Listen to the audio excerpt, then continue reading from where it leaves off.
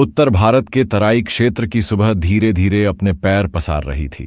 खेतों पर फैली हल्की धुंध अभी पूरी तरह छोटी नहीं थी, लेकिन सूरज अपनी सुनहरी किरणों से मानो आसमान को रंगना शुरू कर चुका था। हवा में मिट्टी की वह सुगंध घुली थी जो सिर्फ गांव के रास्तों पर ही महसूस होती है। दूर दूर तक फैले सरसों और गेहूंओं के खेत हवा के साथ झूमते हुए मानो कोई धीमा संगीत बजा रहे थे। इन्हीं खेतों के बीच से होकर जाती एक लंबी, संकरी लेकिन पक्की सड़क पर भारतीय सेना का एक ट्रक स्थिर गति से आगे बढ़ रहा था। ट्रक में किसी तरह की चमक दमक नहीं थी, लेकिन उसकी हर धातु की रेखा यह बता रही थी कि इसकी देखभाल बड़े अनुशासन से की जाती है। इंजन की आवाज तेज नहीं बल्कि भरोसेमंद थी। ट्रक की अगली सीट पर बैठे थे लेफ्टिनेंट कर्नल आर्यन राठौर। 40 से ऊपर की उम्र, चौड़ा कद, तराशी हुई मूछें और आंखों में वह ठंडा आत्मविश्वास जो सिर्फ युद्ध के मैदान से लौटा सिपाही ही रखता है। वे शांत स्वभाव के लेकिन निर्णयों में अत्यंत दृढ़ ऑफिसर के रूप में जाने जाते थे। ट्रक चला रहा था हवलदार शिवपाल, तेज नजर, मुस्कुराता चेहरा और ड्राइविंग में अद्भुत दक्षता। पीछे की सीटों पर 4 युवा सैनिक बैठे थे, राहुल, मंजीत, करण और शशांक। ये सब नई पोस्टिंग पर दूसरे कैंप की ओर जा रहे थे।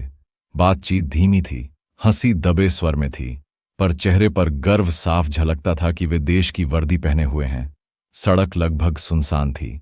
कभी कभार कोई ट्रैक्टर, कोई साइकिल या कोई छोटा टेम्पो दिख जाता।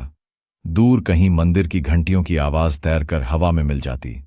कर्नल आर्यन ने शीशे के बाहर नजरें टिकाए कहा, शिवपाल, मौसम बढ़िया है। अगर हम इसी तरह चलते रहे तो दोपहर तक हेडक्वार्टर पहुंच जाएंगे। शिवपाल मुस्कुराया, जी सर, रास्ता साफ है, बस सिंगल लेन है, इसलिए सावधानी रखनी पड़ेगी। सब कुछ सामान्य था, पर अक्सर जीवन के अहम मोड़ ठीक उन्हीं रास्तों पर आते हैं जहां सब कुछ सामान्य लगता है। ट्रक अपनी गति से बढ़ रहा था कि अचानक पीछे से एक बेहद तेज, असभ्य हॉर्न ने शांति को चीर दिया। हॉर्न में घमंड था, धमकी थी और हटो हटो का एहसास भी। शिवपाल ने मिरर देखा। सर, पीछे से वीआईपी काफिला लग रहा है। कर्नल आर्यन ने पीछे मुड़कर देखने की जरूरत नहीं समझी। शांत स्वर में बोले, ठीक है, जगह दे दो, हमें किसी से रेस नहीं लगानी। सैन्य ट्रक बाईं ओर सटा दिया गया। नियम यही सिखाते हैं, आम जनता को पहले रास्ता दो, सुरक्षा बनाए रखो। लेकिन पीछे आ रहा काफिला कोई साधारण काफिला नहीं था। सबसे आगे काली रंग की बड़ी एसयूवी, उसके पीछे 2 चमचमाती गाड़ियां और फिर 8-10 गाड़ियों की लंबी कतार। सायरन, चमकती लाल नीली बत्तियां और धूल का बादल। यह काफिला था राज्य मंत्री देवकरण चौबे, राजनीति में प्रभावशाली, पैसे और शक्ति के नशे में चूर, और सबसे खतरनाक बात, उन्हें अपनी शक्ति का नशा था। सेना के ट्रक ने बहुत जगह दे दी थी, पर फिर भी हॉर्न लगातार बज रहे थे। गाड़ियों के गनमैन खिड़कियों से इशारे कर रहे थे, मानो सड़क सिर्फ उन्हीं की बपौती हो। सबसे आगे चल रही एसयूवी ट्रक के बिल्कुल बराबर आई। गनमैन ने हाथ हिलाकर नीचे उतरने का इशारा किया। शिवपाल बुदबुदाया, सर, अब क्या खेत में ही उतार दूं ट्रक? पूरी सड़क तो खाली है। कर्नल आर्यन बोले, शांत रहो, गति कम रखो, किसी से टकराव नहीं चाहिए। लेकिन मंत्री की लेजेंडर अचानक ट्रक के आगे आकर कट मारी। ड्राइवर ने जोर से ब्रेक दबाया। सेना का भारी ट्रक कुछ इंच दूरी पर जाकर रुका। झटका लगा। पीछे बैठे सैनिक संभलते संभलते टकरा गए। शांति टूट चुकी थी। देवकरण चौबे कार से उतरे। सफेद कुर्ता पायजामा, महंगा चश्मा, सोने की मोटी चेन, चेहरे पर अहंकार और आंखों में मैं ही कानून हूं का भाव। उन्होंने ड्राइवर साइड पर जोर से हाथ मारा। ओए ड्राइवर, नीचे उतर, पता है कौन आ रहा हूं मैं। कर्नल आर्यन ने दरवाजा खोला और नीचे उतरे। उनके जूतों की टक टक आवाज ने जमीन तक को सख्त कर दिया। मंत्री ने कर्नल की वर्दी पर नजर डाली।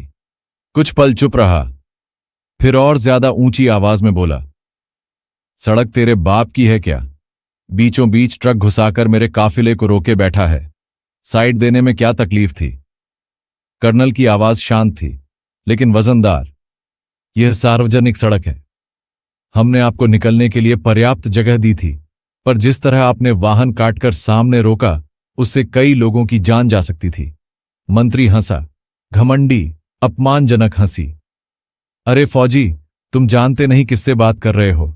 मेरे इशारे पर यहां एसपी बदलते हैं, डीएम छुट्टी पर जाते हैं और तुम मुझे कानून समझाओगे? पीछे सैनिक उतर चुके थे। राइफलें हाथ में थीं, पर उंगलियां ट्रिगर पर नहीं। अनुशासन अभी भी जीवित था। भीड़ जमा होने लगी, मोबाइल कैमरे ऑन होने लगे, लाइव स्ट्रीम शुरू हो चुकी थी और मंत्री को इसका अंदाजा भी नहीं था। मंत्री ने कर्नल के कंधे पर उंगली रखी। तेरी 2 कौड़ी की वर्दी उतरवा दूंगा, यहीं सड़क पर खड़ा करके माफी मंगवाऊंगा, समझा? यह सुनकर सैनिकों की आंखें लाल पड़ गईं। कर्नल ने आदेश दिया, स्टैंड डाउन, कोई फायर नहीं करेगा जब तक मेरा आदेश ना हो। मंत्री इसे डर समझ बैठा और ऊंची आवाज में चिल्लाया, सेना वाले बॉर्डर पर दहाड़ते हैं, हमारे सामने चूहे बन जाते हैं। उसके पीए का फोन बजा। उधर से तेज आवाज आई। मंत्री का चेहरा पीला पड़ गया। वीडियो वायरल, टीवी पर ब्रेकिंग न्यूज, उच्च नेतृत्व का आदेश, तुरंत मामला शांत करो नहीं तो जेल तय है। अब शक्ति का नशा उतर चुका था, घमंड पिघल चुका था। तभी पुलिस सायरन गूंजे। डीएम, एसपी और भारी फोर्स पहुंच चुकी थी। मंत्री आगे बढ़ा, बोला, डीएम साहब, ये सेना वाले। लेकिन डीएम ने उसे अनदेखा कर दिया।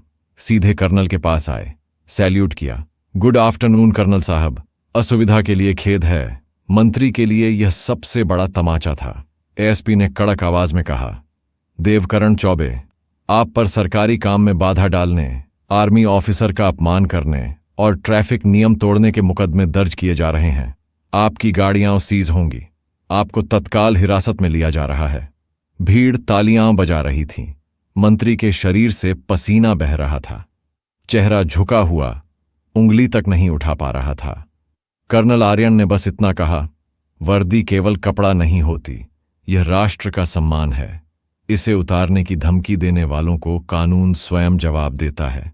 मंत्री पुलिस की गाड़ी में बैठा दिया गया। काफिला बिखर चुका था। सेना का ट्रक आगे बढ़ा, शांत, स्थिर, गरिमामय। रास्ते भर सिर्फ एक चीज चमक रही थी, वर्दी का अभिमान। इस कहानी को सुनने के लिए धन्यवाद। अगर आपको कहानी पसंद आई, लाइक कीजिए, शेयर कीजिए, चैनल को सब्सक्राइब कीजिए, कमेंट में लिखिए। जय हिंद। नई कहानियां, नई भावनाएं और देशभक्ति से भरी आवाजें हम आपके लिए फिर लाएंगे।